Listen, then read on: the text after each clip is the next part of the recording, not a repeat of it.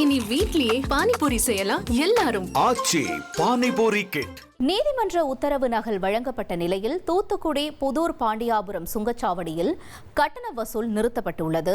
இதுகுறித்தான கூடுதல் தகவல்களை செய்தியாளர் விஜயகாந்த் வழங்கிட நாம் கேட்கலாம். விஜயகாந்த், வணக்கம். இது தொடர்பான முழு விவரங்கள் என்ன?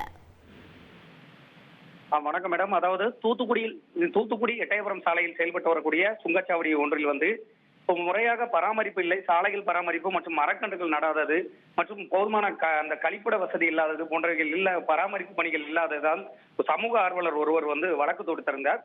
அதனை தொடர்ந்து மதுரை உயர்நீதிமன்ற கிளை கடந்த 2 தினங்களுக்கு முன்பு ஒரு உத்தரவு பிறப்பித்தது. அதாவது அந்த முறையான சாலைகள் பராமரிப்பு மற்றும் அந்த முறையான வசதிகள் செய்யும் வரை எந்த ஒரு வாகனங்களுக்குமே அந்த சுங்கச்சாவடியில் கட்டணம் வசூல் செய்யக்கூடாது என ஒரு உத்தரவை பிறப்பித்தது. ஆனால் அந்த உத்தரவை மீறி நேற்று முன்தினம் வரை அந்த சுங்கச்சாவடியில் வாகனங்களுக்கு கட்டண வசூல் நடைபெற்றது. இதனை கண்டித்து நேற்று லாரி உரிமையாளர்கள் சங்கம் மற்றும் லாரி ஓட்டுநர்கள் மற்றும் அதன் உரிமையாளர்கள் என அனைத்து தரப்பினரும் நேற்று அந்த சுங்கச்சாவடி முன்பு சுமார் 100க்கும் மேற்பட்ட வாகனங்களை நிறுத்தி போராட்டத்தில் ஈடுபட்டனர்.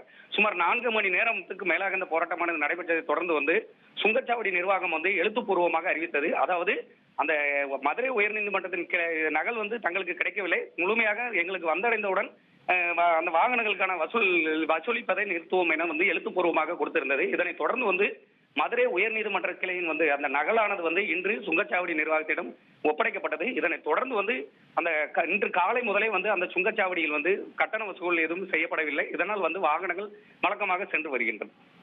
இனி வீட்லயே பானிபூரி செய்யலாம் எல்லாரும். ஆச்சி பானிபூரி கிட்.